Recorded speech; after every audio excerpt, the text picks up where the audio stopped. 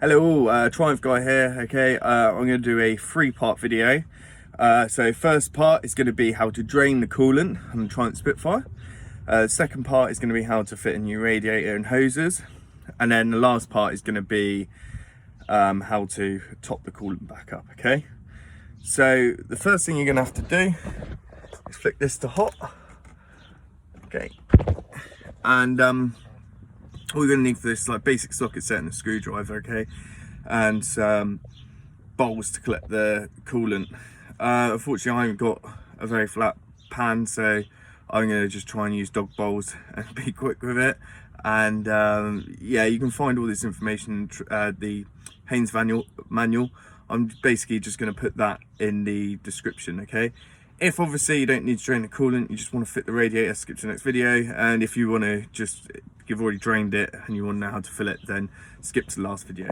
So on the Haynes manual, it says that there's sometimes a tap at the bottom of the radiator, however mine hasn't. So we're going to remove this pipe, direct it down to this way with a drain bowl here.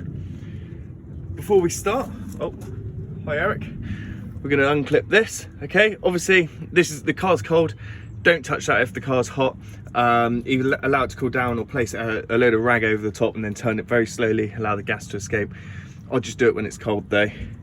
So we're going to turn this and take it off. And I just leave it resting over like that, okay?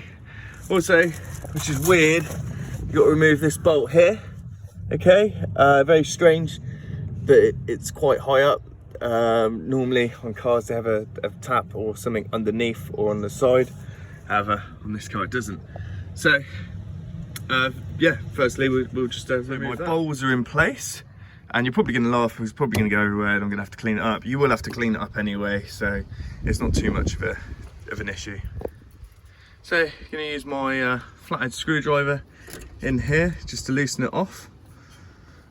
Also, I'm going to need 2 hands, so I'll be back in a second. Now guys, a handy little tip: if the screwdriver doesn't work and you need a bit more leverage, you can use in this case it's a 7mm. However, it depends what clips people have put on these in the past. Depends on what it is. Obviously I know the coolant is going to be more than that little bowl, but hopefully I'll try and get it into the big bowl. But yeah. Right guys, so obviously it's loosened off just enough to allow some liquid to come out. Now what we're going to do is pull this pipe out. He says, oh god, good job I am changing the coolant, it's minging.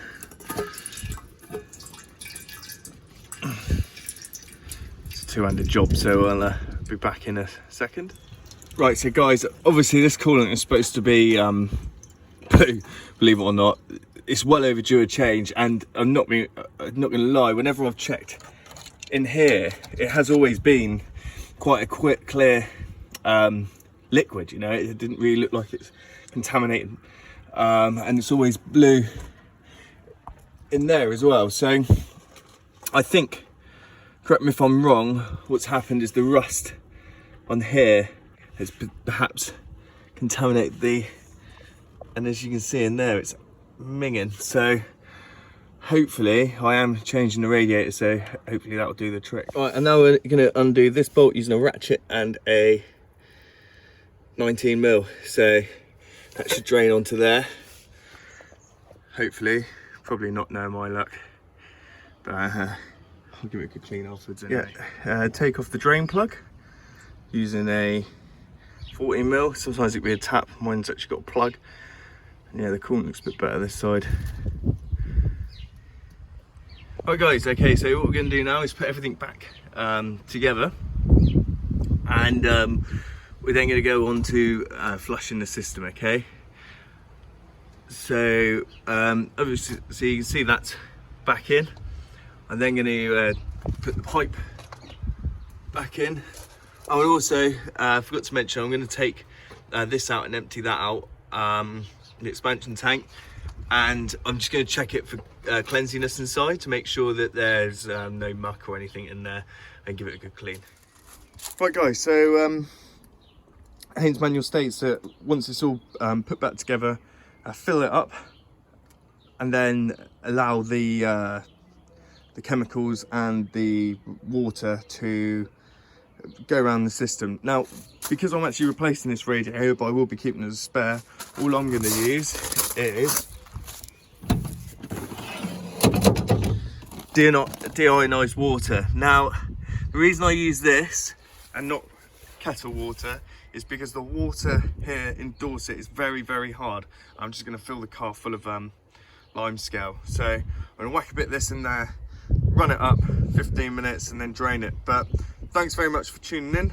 And my next video is going to be on how to fit the radiator and the new hoses. If that doesn't interest you, then the video after that is going to be how to refill it and release all the air bubbles. So thanks very much for tuning in, and I'll see you soon.